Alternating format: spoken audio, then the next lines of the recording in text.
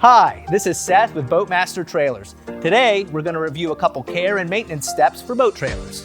Most common failures can be avoided with proper preventative maintenance and routine service. Be sure to walk around your trailer and visually inspect some key components. Check for rust, corrosion, and proper operation.